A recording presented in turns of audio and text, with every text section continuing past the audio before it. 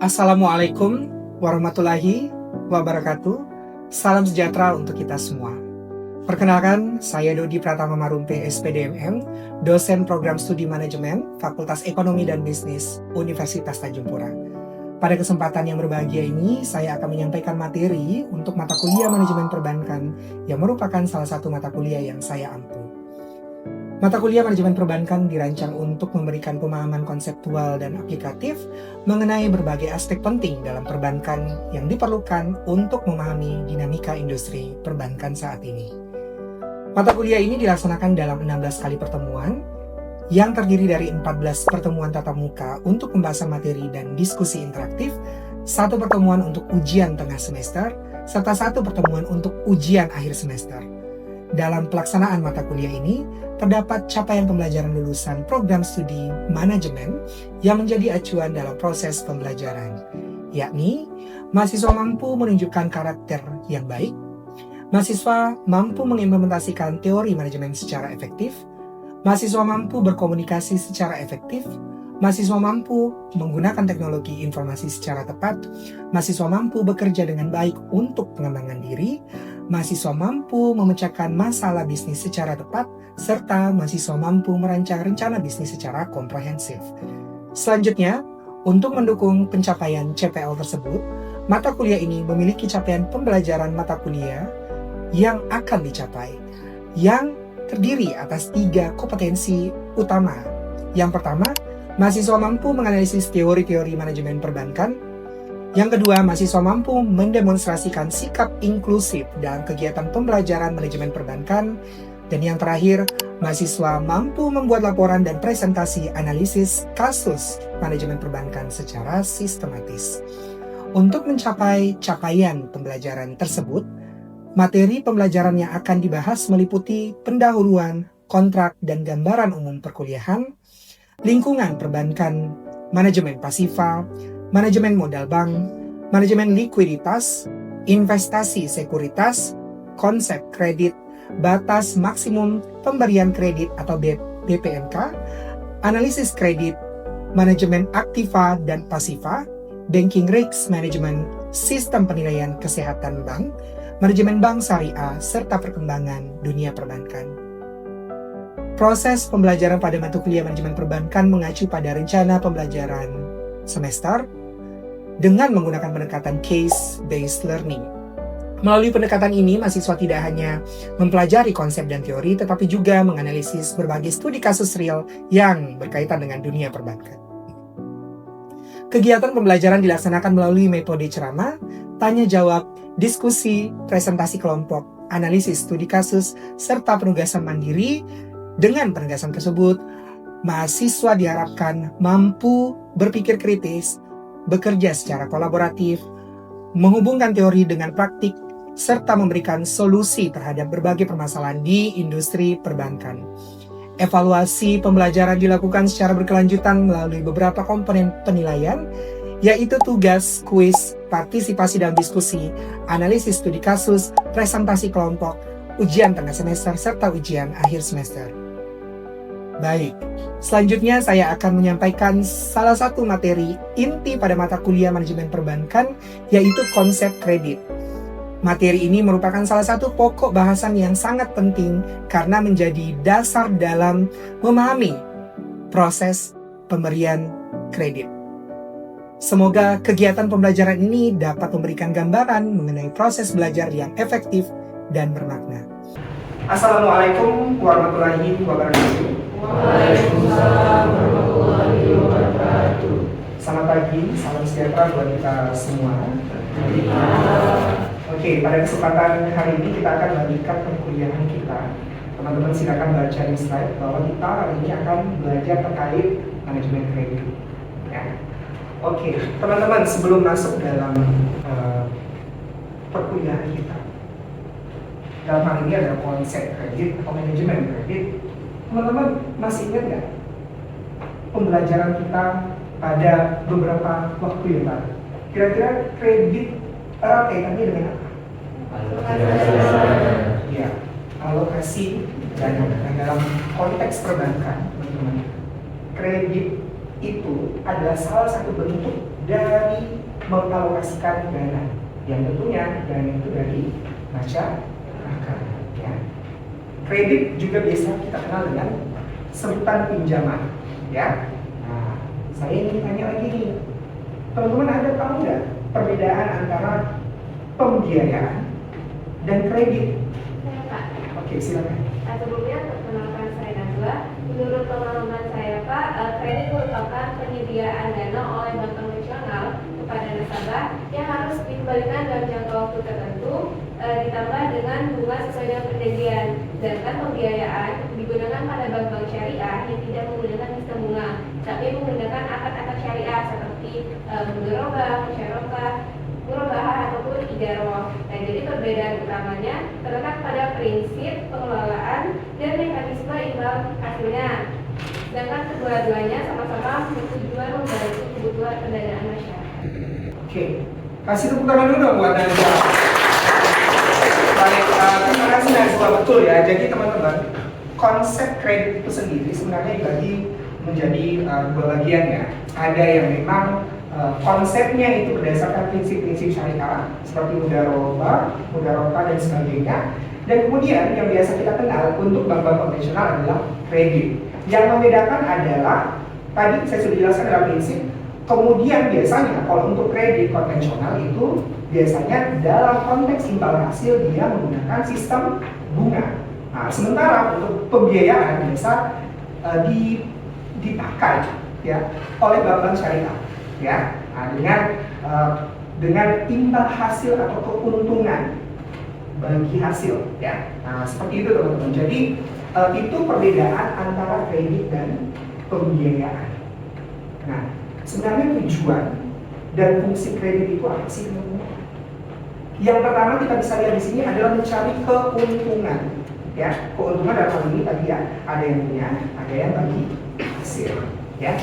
Membantu usaha nasabah, of course, karena bank adalah sebagai platform atau tempat untuk kemudian menyebarkan dana dari masyarakat ke masyarakat yang lainnya, gitu ya. Nah, dan konteksnya kredit itu digunakan untuk membantu, misalnya usaha masyarakat, ataupun dalam konteks yang lebih mungkin lebih kontekstual, gitu, teman-teman mahasiswa ada juga kredit atau pinjaman khusus untuk pinjaman studi. Seperti itu.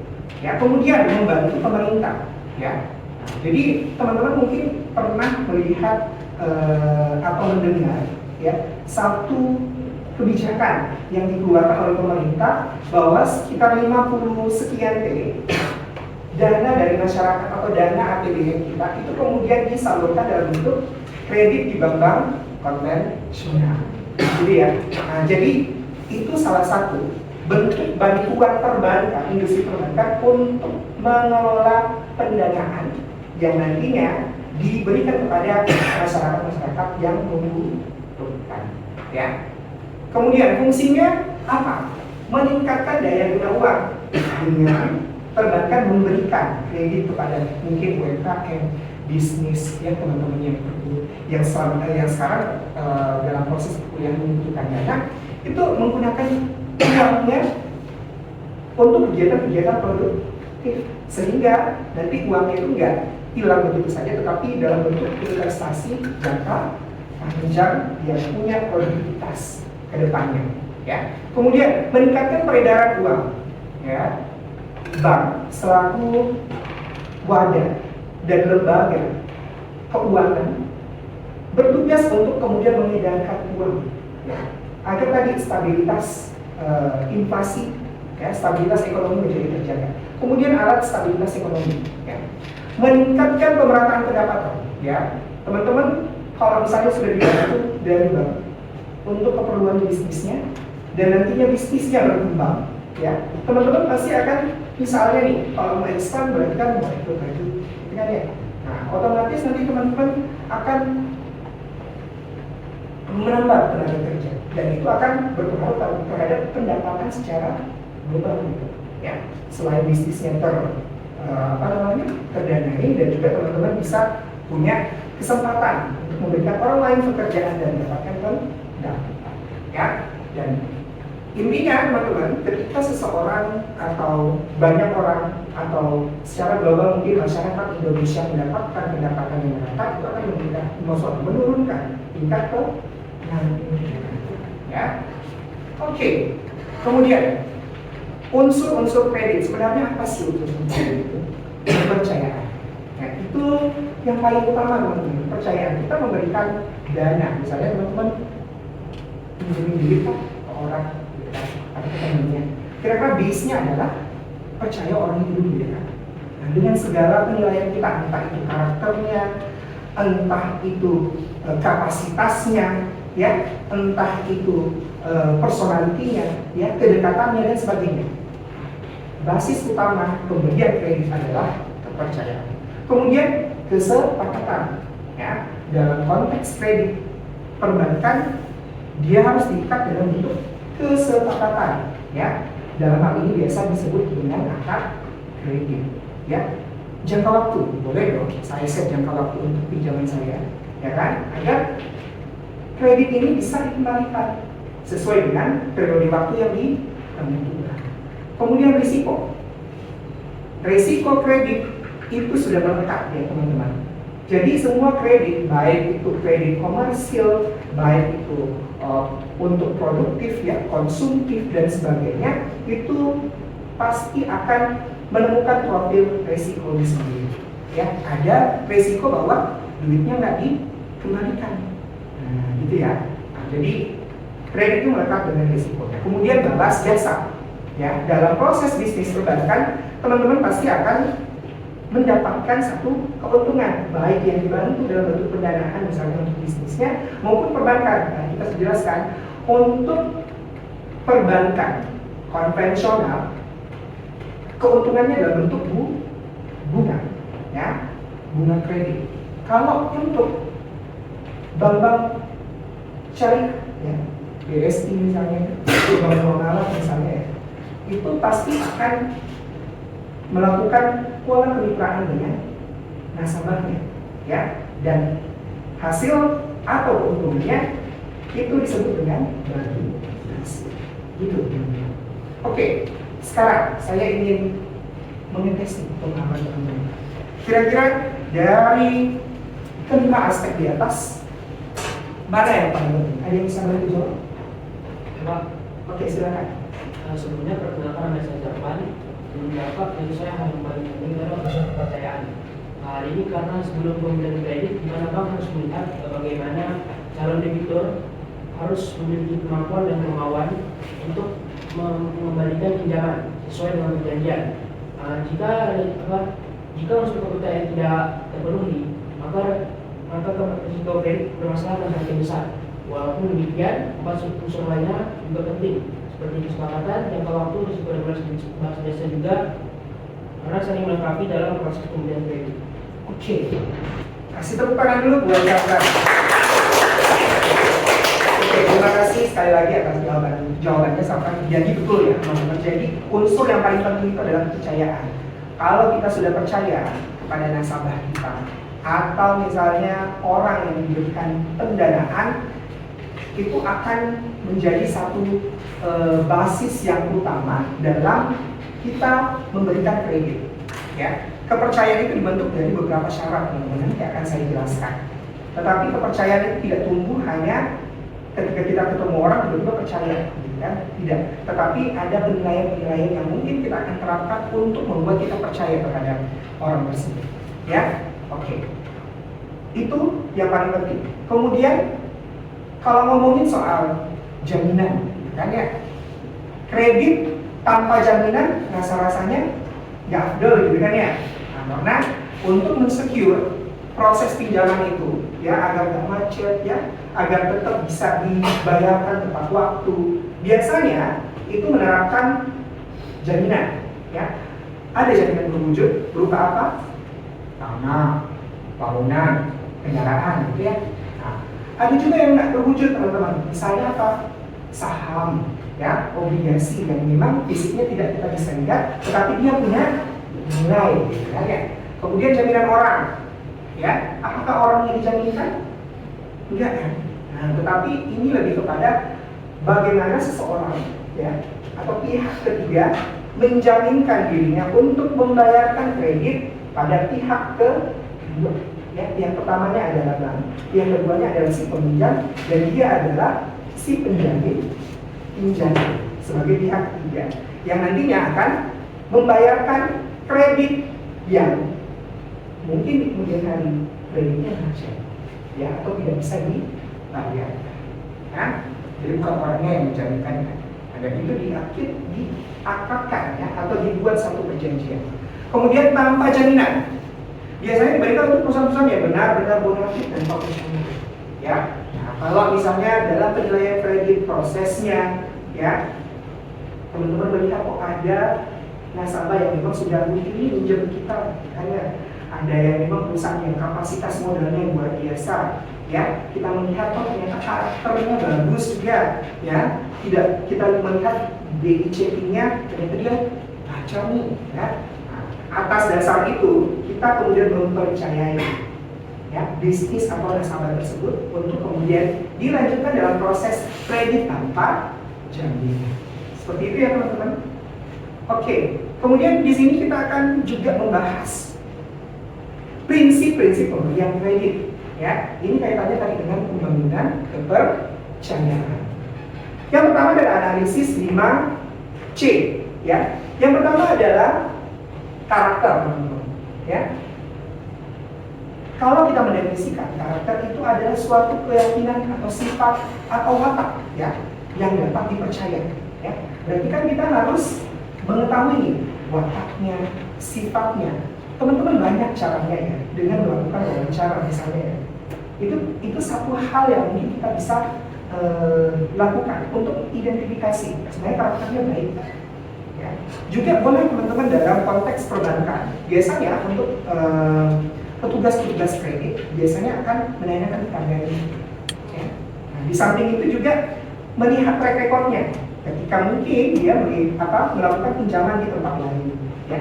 Nah, track record itu bisa dilacak melalui BI slip atau BI checking, ya. Nah, di situ bisa kita melihat gambaran secara umum atau terkait karakteristik dari si calon peminjam ini. Kemudian kondisi, ya, menilai kondisi ekonomi dan politik sekarang sesuai dengan faktor-faktornya, ya.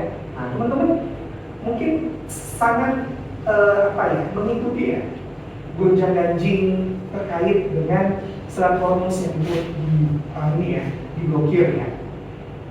Nah, itu juga menjadi satu kondisi di mana kita nggak bisa serta-merta semuanya kredit itu harus disetujui, karena kapasitas pembayaran seseorang dalam satu kondisi yang memang tidak baik-baik saja atau kondisi ekonominya lagi tidak baik-baik saja biasanya akan diperketat, gitu. Atau bahkan si banknya nggak mau ngasih kredit dengan pertimbangan beberapa kondisi, ya. Kemudian kolateral, ini kaitannya tadi dengan jaminan, ada yang bersifat fisik maupun non fisik, ada yang berwujud dan tidak berwujud, atau bahkan tanpa jaminan, ya. Kemudian capital, penggunaan modal dengan efektif, bagaimana dia mengelola modalnya dengan efektif. Kita bisa lihat dari laporan keuangannya, ya, bagaimana usahanya itu dijalankan, ya, bagaimana dia mampu untuk menghasilkan HPP, ya, dan kemudian nanti di breakdown menjadi keuntungan bersih dan sebagainya. Nah, itu kita bisa lihat dari situ. Kapital juga berkaitan dengan modalnya, apakah dia punya aset yang lain, gitu kan, ya, apakah dia punya sumber pendapatannya, misalnya dia seorang PNS, tetapi yang kita danai adalah bisnisnya, berarti kan dia punya pendapatan yang berbeda. Itu namanya capital. Kemudian kapasitas dia mengelola sumber dayanya, alat-alatnya, ya, kemudian juga operasinya, kalau dia manufaktur dan sebagainya, itu semuanya dinilai. Kemudian ada juga yang kita sebut dengan analisis 7P, ya. Yang pertama sama teman-teman, personality itu harus diberikan pada porsi yang paling penting dalam penilaian perbankan, ya. Yang kedua adalah protection. Protection menjaga usaha dan jaminan mendapatkan perlindungan. Jadi jaminan itu tetap secure ya teman-teman. Nah, jaminan yang sudah diambil dari masyarakat yang melakukan pinjaman ke bank itu harus disecure, disimpan dengan baik-baik dan biasanya diasuransikan juga. Ya. Kemudian profitability, ya, menganalisis kemampuan nasabah mencari laba, bagaimana dia mengelola bisnisnya, ya, bagaimana dia melakukan proses bisnisnya, nah itu penting, ya. Kemudian payment, mengukur cara nasabah dalam pengembalian kredit, paymentnya harus dilihat juga teman-teman ya, jangan sampai dia banyak telatnya gitu kan ya, jadi diawasi, ya, dilihat bagaimana polanya, ya. Kemudian prospek, kita melihat prospek usahanya, seberapa besar apa ya tren, ya, yang mungkin ditunjukkan usaha tersebut, apakah memang trennya meningkat atau justru menurun, gitu kan ya. Nah itu juga bisa menjadi salah satu pertimbangan kita untuk memberikan kredit, gitu ya. Kemudian tujuan pengambilan kredit, tujuannya apa? Purpose-nya apa? Ya, kalau memang dia datang dengan harapan saya mau membangun usaha saya, ya berikan kredit produktif, ya, jangan konsumtif. Kalau konsumtif mungkin boleh juga dilayani, tetapi pasti pendekatannya akan berbeda, ya. Kalau kredit konsumtif itu misalnya kayak teman-teman pinjam, tetapi bentuknya barang, ya, seperti itu, ya. Nah, nanti pendanaannya akan dibiayai oleh bank, ya. Oke, kemudian klasifikasi berdasarkan modal, loyalitas, serta karakternya. Jadi kita mengklasifikasikan, memetakan, ya, nasabah-nasabah yang memiliki karakter tertentu, ya.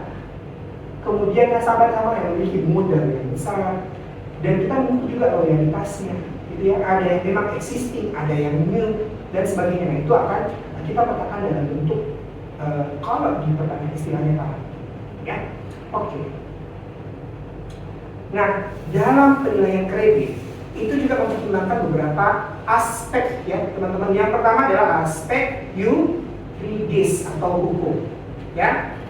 Yang kedua adalah aspek pemasaran, ya. Nah, kalau yang ketiga adalah aspek keuangan. Kita mulai dari aspek yuridis. Kalau hukum berarti kaitannya dengan surat izin, ya, tanda daftar perusahaan. Pokoknya hal-hal yang sifatnya administratif, ya. Kalau aspek pemasaran berarti dinilai dari permintaan produk yang dihasilkan, ya, berapa banyak permintaannya, gitu loh. Dan itu akan berhubungan dengan bagaimana keberlanjutan usaha tersebut, ya. Diharapkan usaha-usaha yang kita danai itu memiliki permintaan yang besar, ya. Tetapi resiko itu tetap harus menjadi bagian yang memang inline dengan itu. Kemudian aspek keuangan. Nah, sumber-sumber dananya yang dimiliki apa aja, gitu kan, ya. Penggunaan dananya seperti apa, ya. Nah, kemudian aspek teknis, ya, aspek manajemen, aspek sosial, aspek amdal. Kalau kita ngomongin soal teknis, berarti itu hubungannya dengan kapasitas mesin, bagaimana alat-alatnya, ya, oke nggak, bisa support nggak dengan usaha nantinya. Lokasinya ini memungkinkan nggak untuk orang bisa akses, ya kan? Kemudian layout ruangannya dan segala macamnya. Kemudian aspek manajemen, teman-teman. Struktur organisasi perusahaan ini seperti apa, ya? Bagaimana dia mendelegasikan tugas-tugas itu, ya? Bagaimana dia memanfaatkan sumber-sumber yang dia miliki, ya? Misalnya manusia, ya, untuk kemudian melakukan tugasnya dengan baik dan benar, ya. Kemudian aspek sosial ekonomi, ya tadi ya, bagaimana dampaknya ketika kita memberikan kredit ini ke masyarakat sekitar. Nah, itu juga harus dilihat secara makro, teman-teman, ya. Jadi tidak hanya soal kita memberikan kredit, tetapi kita juga memberikan dampak sosial ekonomi bagi masyarakat. Kalau itu berpotensi untuk menyerap tenaga kerja, ya justru itu yang diinginkan, ya. Dan itu juga turut akan membantu pemerintah dalam pengentasan angka pengangguran. Kemudian aspek AMDAL, ya. Aspek AMDAL adalah analisa terhadap lingkungan, baik darat, air, atau udara. Jadi jangan sampai usaha-usaha yang kita dana ini justru mencemarkan lingkungan, ya. Jadi itu juga harus dinilai benar-benar, ya. Nah, apalagi kalau misalnya yang berhubungan dengan bank syariah, ya. Kalau bank syariah yang tidak bisa didanai adalah usaha-usaha yang memang kategorinya dalam konteks ini adalah usaha-usaha yang haram, gitu. Misalnya judi, menjual minuman keras, prostitusi dan sebagainya. Ya, itu tidak boleh. Ya, oke. Sekarang saya ingin mengetes lagi pengetahuan teman-teman. Kira-kira dari aspek penilaian entah dari 5C, 7B dan aspek penilaian lainnya, kira-kira mana menurut teman-teman yang paling penting? Oke, silakan. Sebelumnya perkenalkan saya Wahyu. Jadi pada bagian prinsip, menurut saya semua prinsip itu saling berkaitan. Namun saya lebih memilih prinsip prospek karena meskipun kondisi usaha saya ini baik, tetap harus mempertimbangkan prospek masa depan. Dan juga misalnya prospeknya tidak baik, maka kemampuan dari debitur dalam mengembalikan kredit juga akan menurun. Terima kasih atas jawabannya dan tanggapannya. Kasih tepuk tangan dulu dong buat Wahyu. Baik, saya setuju dengan Wahyu. Jadi proses penilaian itu harus mempertimbangkan yang namanya prospek usaha. Oke ya, teman-teman. Sebelum kita masuk dalam penjelasan atau instruksi selanjutnya, saya ingin memberikan kesempatan teman-teman untuk bertanya. Ada yang ingin bertanya? Oke, silakan.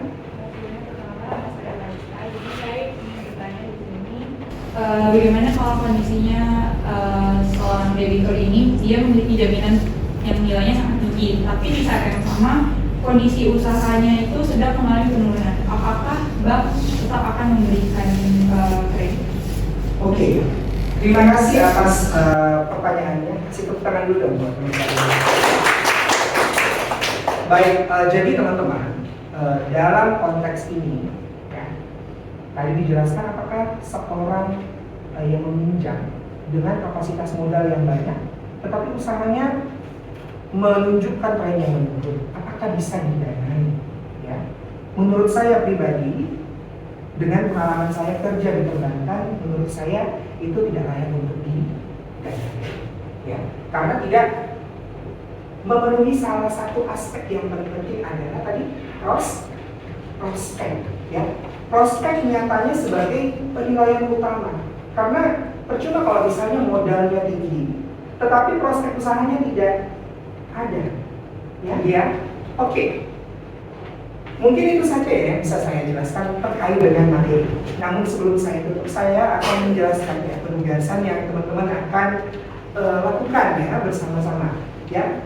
Jadi instruksi tugasnya adalah seperti ini teman-teman. Ya. Jadi teman-teman akan melakukan ya analisis kelayakan kredit ya suatu UMKM yang mengajukan kredit kepada kalian. Ya. Jadi teman-teman berperan sebagai pihak banknya, atau kalau dalam istilah perbankan ada mantri atau officer. Jadi itu penyebutan untuk marketing dari perbankan. Ya. Jadi penugasan ini dilakukan secara berkelompok, jumlahnya 3 sampai 4 orang. Ya. Kemudian nanti formatnya teman-teman boleh buat dalam bentuk PPT, ya, yang akademik lah ya. Kemudian nanti laporannya diharapkan nanti minimal 10 halaman. Teman-teman diharapkan ya dan wajib untuk mengumpulkan sebelum waktu yang ditentukan ya. Jangan mepet karena biasanya kan jaringan lagi gangguan ya. Oke, mungkin itu saja dari saya ya. Jika sudah tidak ada pertanyaan, saya akhiri pertemuan kita pada hari ini. Terima kasih atas atensinya. Wassalamualaikum warahmatullahi wabarakatuh. Waalaikumsalam warahmatullahi wabarakatuh. Selamat pagi dan salam sejahtera buat kita semua. Demikian video proses pembelajaran yang dapat saya demonstrasikan. Terima kasih. Wassalamualaikum warahmatullahi wabarakatuh dan salam sejahtera untuk kita semua.